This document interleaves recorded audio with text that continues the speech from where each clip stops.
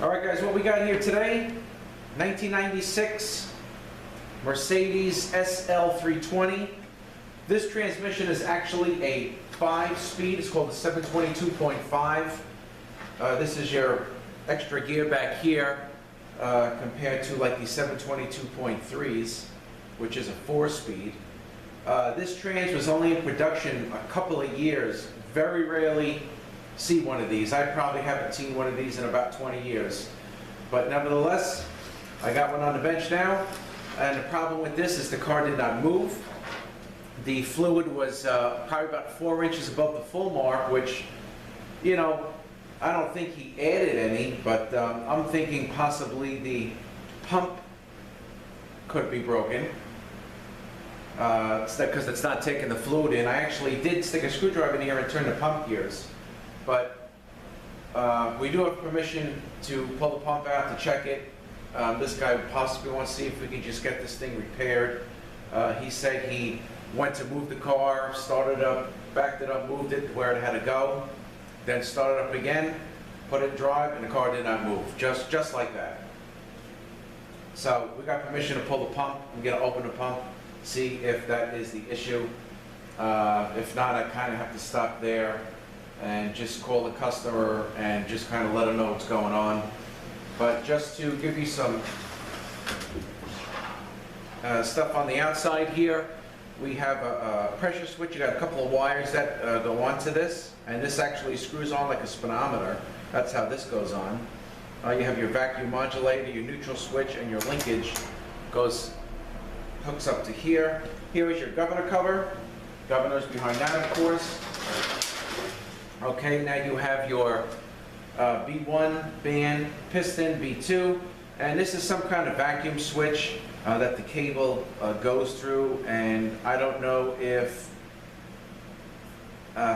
really how this works, to be honest with you. There's a couple of lines that go in here. I don't know if there's a button inside the car or something, but I think what happens when this thing actually is working, it probably pulls the cable to a different position, maybe gives it later shifts, maybe second gear starts. I'm not 100% sure. Very rarely do I see one of these. Maybe one other time I had one in the transmission. I just kind of unbolted it and moved it out of the way. But again, I haven't seen one of these units probably in about 20 years. So we're going to open this thing up. We're going to check the pump. I actually did look in the converter. I didn't really see anything stripped. Everything seems to be okay. So we're going to get set up. We're going to pull the pump out and open it up, see what we got. So I'll give you 1 second. I'm going to get set up. I'll be right back. All right, so we're going to take these bolts out.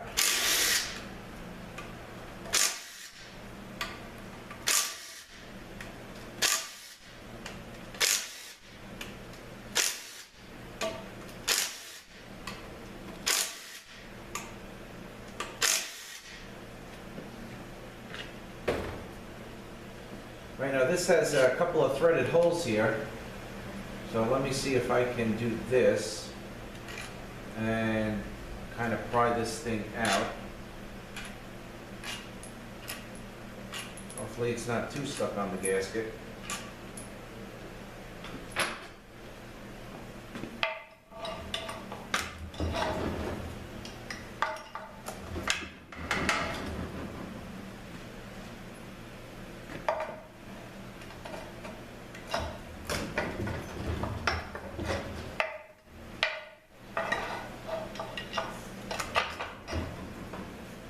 Moving a little bit.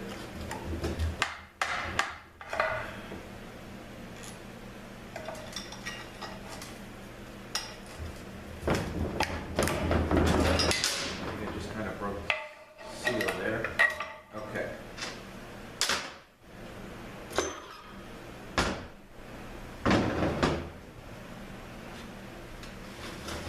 Okay, so of course in here is your K1 clutch, and the B1 band is right behind the pump. All right, so now what I got to do, I got some heavy springs here, so I'm just going to take this over to the press, and I got to get the little wire clip out. I got to get the little wire clip out that houses these springs and then we can take the piston out, and below the piston is actually where the bolts are to separate the two halves. So let me just go do that. Let me just get that little wire clip out, and I'll be back in a sec. All right, so I got the little clip out. So we're going to take this off here. Okay, so we have the cover. And we have all the springs.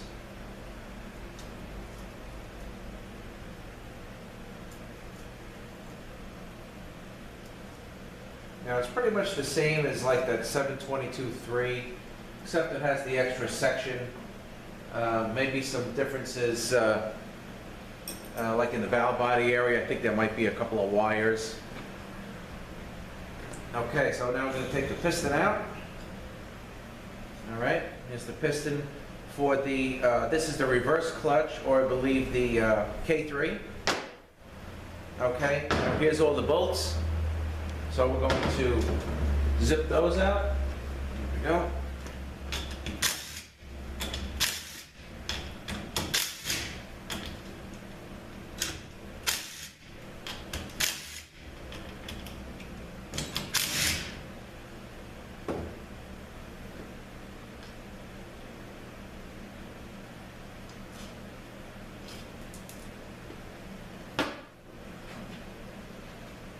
All right, now we're going to knock the body here.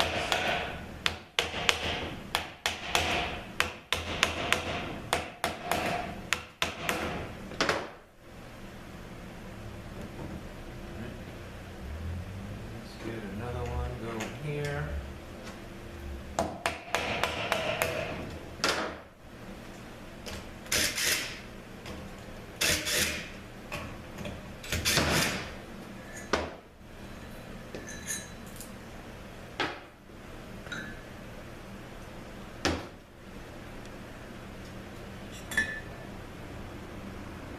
Here's the pump plate. Okay, this pump actually is good.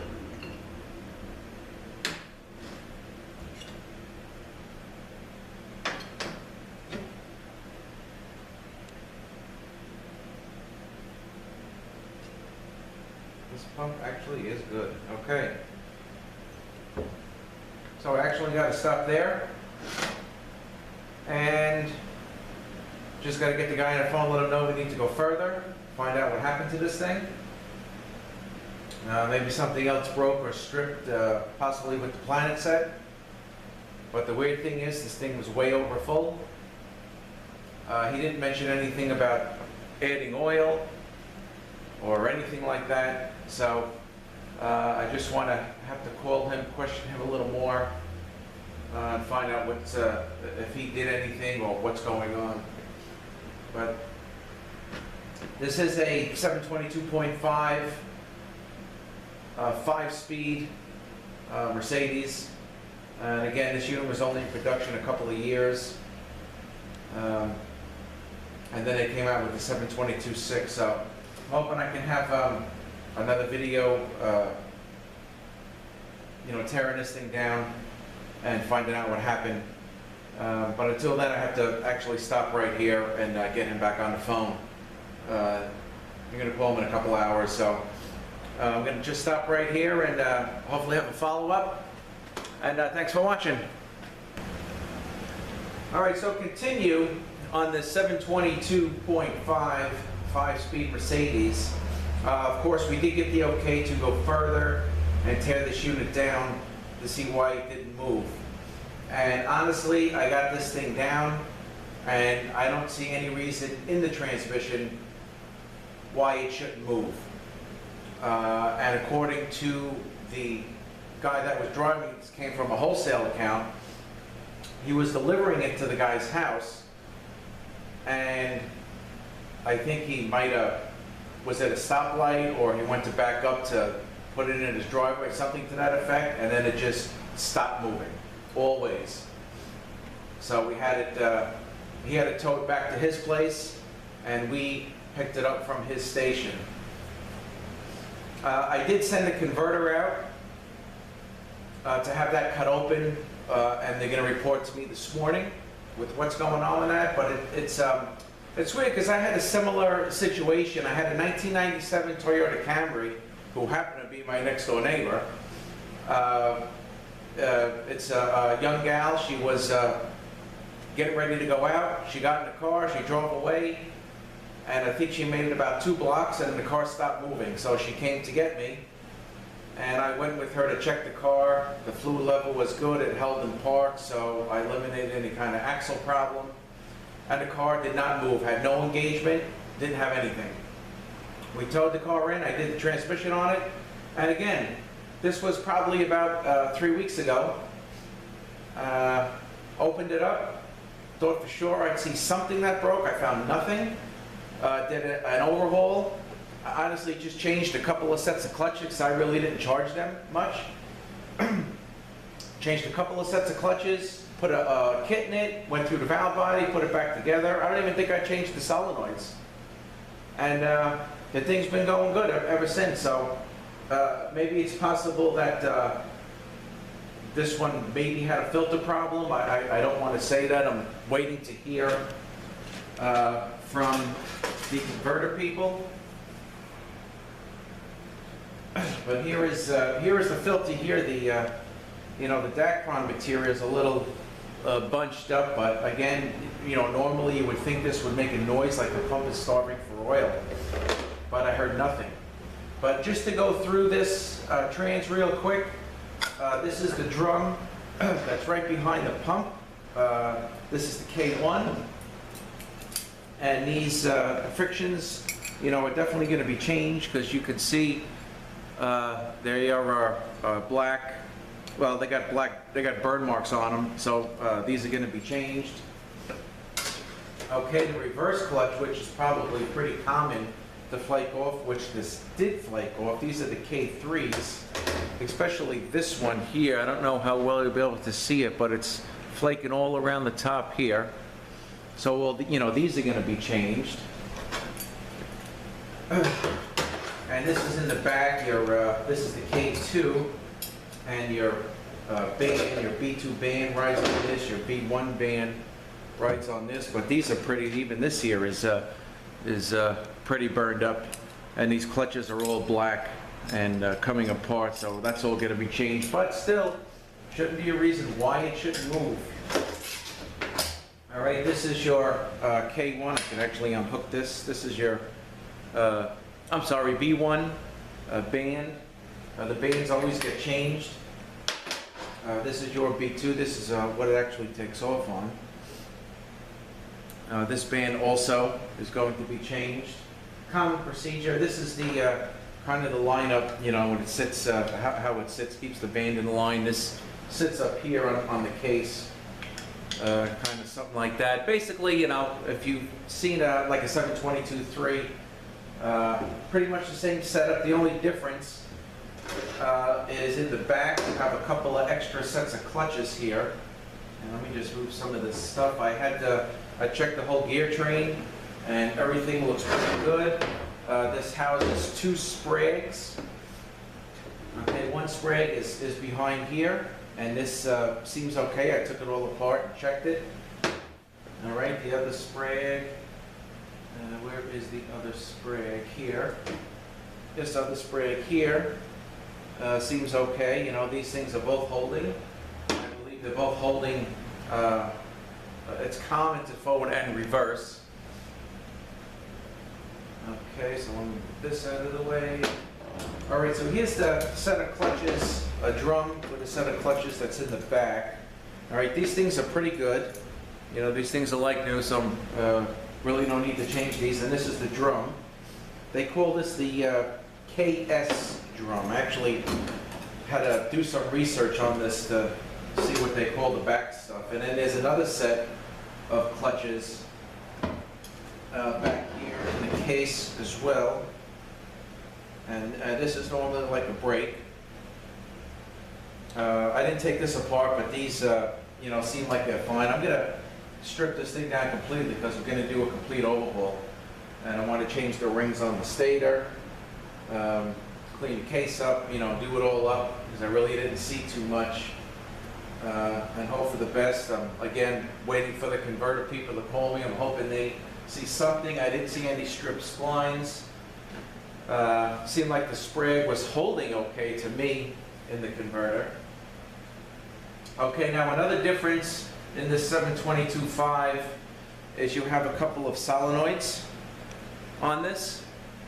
All right, this one, the research that I did, this one should be your kickdown solenoid, and this is your control valve solenoid. I believe this is what's responsible probably for putting it into fifth gear. And this is your separator plate. I guess like auxiliary valve body, this is going to come apart this way with these screws. Sometimes you got some screens in here. On the 722.3s, you got some screens in here that could easily clog, like when those reverse clutches come apart. So that's going to be gone through. Here is your valve body, also typical to the 722.3. In this section of the valve body, I guess they would call this the upper section because it sits like this. You got some accumulators here and here. You got accumulators behind this one and right here. And they have Teflon rings on it.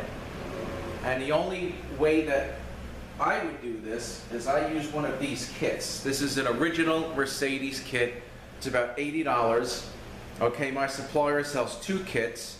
This is one of them for 80 bucks, and the other one is an aftermarket kit for 5 bucks, which I wouldn't use if he gave it to me, because it's just, these things have to be very, very perfect. It has to be perfect.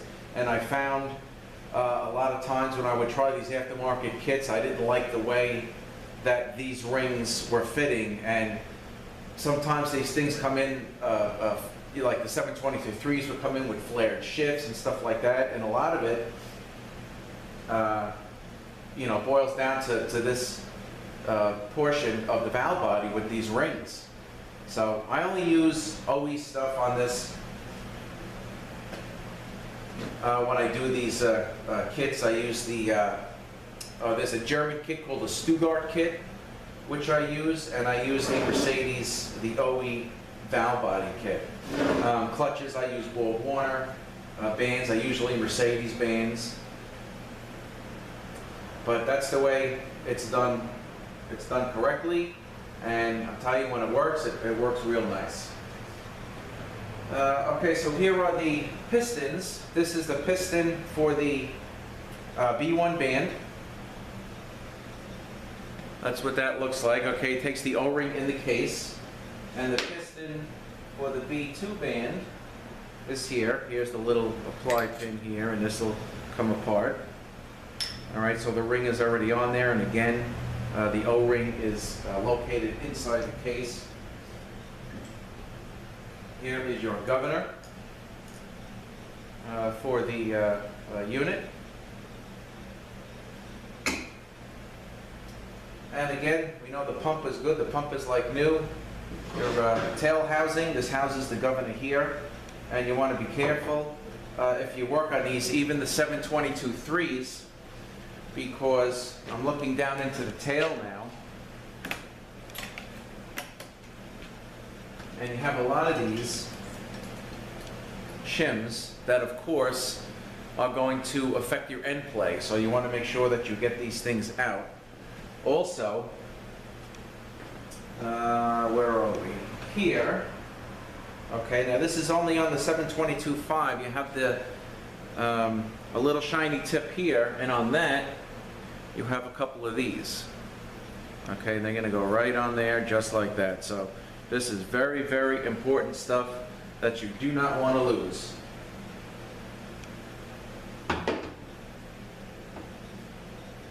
All right, so again, waiting to hear from the converter people. I do have some parts on order. So for now, I'm just going to kind of put this thing aside.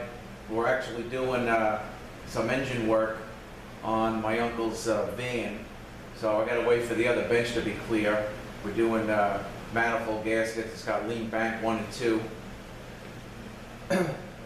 So the other guys are doing that, and I'm waiting on, got a couple transmissions to come out. I got one on the jack, so It's very, very busy. This is after the blizzard that we had, and we're getting a lot of the casualties from the people getting stuck in the snow. So it's going to be pretty busy here again, which is, of course, a good thing. So this is the 722.5 out of a 96 Mercedes SL320. I'm going to kind of hold off until I hear something, but this is going to be overhauled. Again, the valve body is going to get done. I'm going to open it.